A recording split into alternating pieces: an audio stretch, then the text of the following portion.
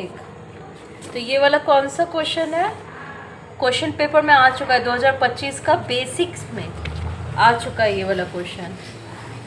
क्या है, find the sum of all the integers from 51 to 100, ये वाला है, ठीक है। 51 से 100 तक करना है। अब क्या हो जाएगा एपी सीरीज़ में, सबसे पहले 51 से हमें कितना तक चाहिए, 51 to 100 तक चाहिए, ठीक है। जिसमें एपी सीरीज़ क्या हो जाएगा, 51 से चाहिए ना, तो 51, 52 या अर्थमेटिक मतलब कि सीक्वेंस में कहाँ तक स्टॉप होगा, 100 तक, ठीक है। ये 100 तक स्टॉप होगा, जिसमें ए क्या होता है, हमें अब देख ये फॉर्मूला के अकॉर्डिंग जाना है, a + n - 1 × d, इस फॉर्मूला के हिसाब से जाना है।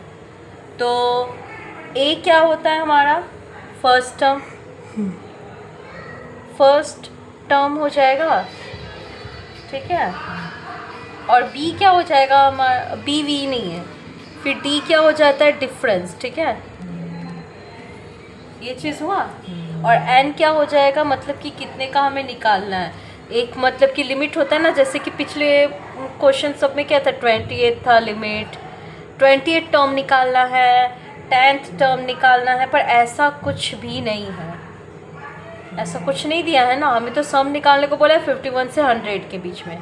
तो अब हमें निकालना क्या है एक्चुअली में, ये nth टर्म दिया है, ये वाला जो टर्म होता है ना, nth टर्म होता है, लास्ट वाला टर्म, ठीक है। तो लास्ट वाला टर्म हमारे पास क्या है, 100, समझ आ रहा है ना।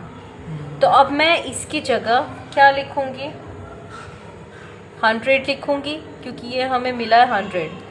और ए क्या है, ए क्या होगा हमारा, फर्स्ट टर्म होगा ना, फर्स्ट टर्म। तो फर्स्ट टर्म कौन सा है, 51, ये फर्स्ट टर्म है, ये लास्ट टर्म है, तो ये 51 हो जाएगा, ठीक है। एकदम आराम से समझा रही हूँ, देख। और ये क्या होगा, n तो हमारे पास है नहीं, क्योंकि हमें ऐसा कुछ नहीं पूछा गया कि 28 टर्म निकालो, 10 टर्म निकालो, तो फिर हम n निकालते, ऐसा नहीं पूछा गया है। तो -1। और d क्या हो जाएगा, फिर डिफरेंस हो जाएगा, d क्या होगा हमारा, डिफरेंस होगा। तो डिफरेंस हर मतलब कि हर एक उस पे होगा, डिजिट पे वो होगा। 22 में से 21 का माइनस होगा तो कितना बचेगा, 1 बचेगा, तो ये हो जाएगा 1, ठीक है। अब देख सबकी वैल्यू हमें दी गई है, तो अब हमें निकालना क्या है, n, ठीक है। इसको मैं इक्वेशन को वापस पीछे लिखती हूँ। अब देखिए वाला इक्वेशन मैंने लिखा, अब इसको सिर्फ कुछ नहीं करना है, बस सॉल्व करना है, अच्छे से देख। और ये फिर अब 1 से कोई भी चीज़ मल्टीप्लाई होगा तो एज इट इज़ ही होगा, हो गया। अब मैं क्या करूँगी, 100, अब पहले ये साइड वाले को सॉल्व कर लेते हैं। 51 - 1 कितना हो जाएगा, 50 होगा, हाँ 50 + n, ठीक है। अब 50 क्या हो जाएगा, ये साइड जाएगा ये प्लस में, तो इधर जाके क्या बन जाएगा, वो माइनस। तो यहाँ 100 - 50 = n, ठीक है। अब इधर कितना बचा हमारा, n कितना मिला,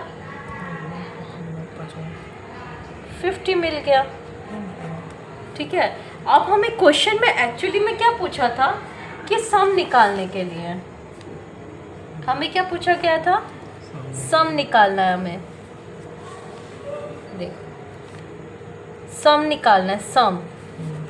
तो अभी सम निकालना है, तो सम ऑफ इंटीजर्स, एक ऐसा हेडिंग बस दे देंगे, नहीं देना है तो भी चलेगा, सम ऑफ इंटीजर्स 51 to 100, ऐसा करे तो इसमें क्या हो जाएगा, ये फॉर्मूला अभी याद रखना है, SN निकालना है, SN जो होता है वो सम निकालने के लिए हम SN का करते हैं। अब ये फॉर्मूला यहाँ ध्यान में रखना है, कौन सा वाला, SN = n/2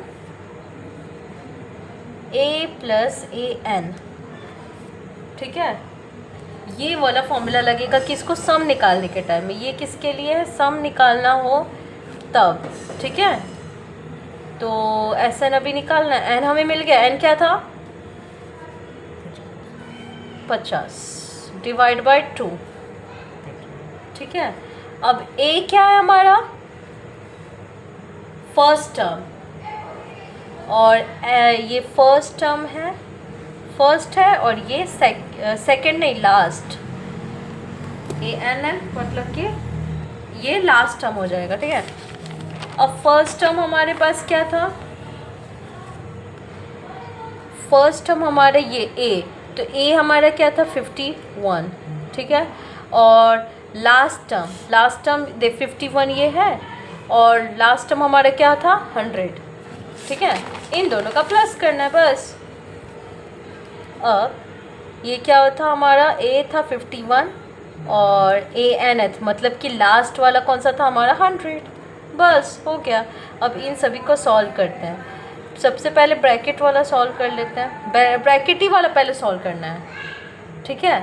तो 100 + 51 कितना हो जाएगा 151 बराबर S N is equal to, अब 250 जा सकता है, 2 से 50 कैसे जाएगा, हाँ वेरी गुड, 25 से जाएगा 25, और इंटू ब्रैकेट में क्या है 15 ये। अब इन दोनों का मल्टीप्लाई करना है, इसका मल्टीप्लाई कर,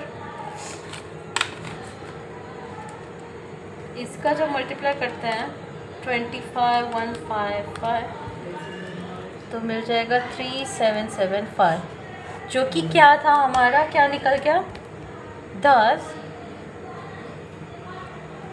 sum of all integers